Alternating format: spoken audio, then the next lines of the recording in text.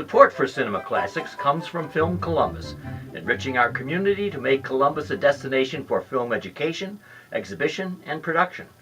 Learn more at filmcolumbus.com. Cinema Classics is produced by John DeSando and Johnny DiLoretto.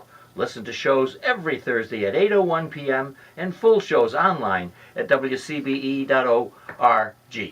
I'm John DeSando. I'm Johnny DiLoretto. This is Cinema Classics. You bet it is. And this is a bad time of year for movies. Is it? Yes, Well, it is now, currently, you're right. But you know, there have been some classics that have come out at this time of They're year. rare. They are. They're very rare. But there are a few. So you got this, you got We this have, picture for right our here. visual audience, Yeah. we have a picture of Jodie Foster and some very bad-looking dude in the background. Yeah, out of focus. Yes. That's a great shot, actually. Yes.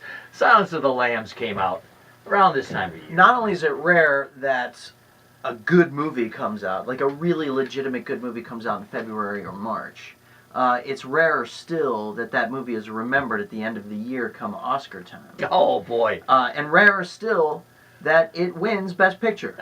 You're exactly Like right. Silence of the Lambs did. And you know, that's the whole point here, is that, and I can't blame filmmakers, although I, as a film critic, I just do not like this time of year. In fact, it goes for me all the way through July. Yeah. But but there's no way around it. If people are going to be forgetting it when it comes to the fall, it means that you as a filmmaker should want to. Yeah, to but put it seems your there's film like out. it seems that there's an opportunity there though. So if you notice, the summer movie season used to begin in June. Then it crept back up into May, like Memorial Yes, Weekend. yes. Then it crept even further, like May 4th Yes. became like the beginning of the summer movie season. Now you have big movies like Captain Marvel coming out. At the beginning of April, we'll have Shazam. So early spring is no longer the kind of hit or miss dumping ground that it used to be. Now January and February still traditionally, Yeah. Garbage. I think you're right. I think it's creeping up. I think we're now and then going to get some really great films when producers get the courage to put them out at this time. Right. But And they can always re-release them or, Oh, sure. Anyway, go ahead. Well- Tell me some great movies that came out in February. All right. Well, I would rather offer one that came out in January, Oh. 1943. Casablanca. Oh, wow. Isn't that amazing? A January release, Yeah. huh? Yes. You Yes. must not have had any hopes for it. And let me see. Where could we get one in February? Well, we got one coming up in April. Was in 1977 in April. What's that? Annie Hall. Ah, good one. Yeah. I narrowed some down in March. Oh, you did good. Yeah, just right. specifically March. Okay. Lethal Weapon came out in March. Okay. All right. That movie was such a big hit that subsequent releases, I believe, came out in the summer. It was more like a summer movie franchise after that, I think. Yeah. But the original came out in March. A little indie movie that put Christopher Nolan on the map, Memento, came out in March of 2001. Good one for you. I'll offer up a more popular one than all of those. Okay. That came out in 1965 in March. Okay. The Sound of Music. Oh. How about that? Yeah, that's good. I mean, that's a blockbuster. That was, what year was that? That was in 1965. 65. 2 years before that, I got you. Uh-oh. The Birds. Oh, March great. 28th. Oh, excellent, excellent. And, well, I'm thinking I have a couple more here that... The Godfather came out in 72, but I don't know exactly what... March 24th. Oh, you're March good. 24th, 1972. You actually did your homework, Yes. for Christ's sake. I did it 5 minutes before we started. I know it. Well, one of my favorites, 1987, Raising Arizona. oh, gee, that's a good choice, yeah. I'm opening up in May, if you won't restrict me to your March, Oh, please. no, this is totally going against the whole... No, it's not. May. I premised this on going Right. through May July. is the summer movies, but go ahead. All right, but this was What do you got? 1969, Oh. so your thesis isn't necessarily going to work in 69. Okay. But we are going to say that this is certainly a great movie, Midnight Cowboy. Oh, wow. Yeah, How great. about that for a super? Well, let's get film? back to what we're talking about, March and February. No, we're not. We're talking all the way through. And let me throw in here one that was Memorial Day that could drive you crazy. Yeah, then you're driving me crazy because. Oh, okay. Go ahead. What? In 1995, Braveheart.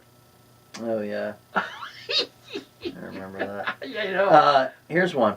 March 1999. Okay. March 31st. The Matrix. Wow, good one. Yeah.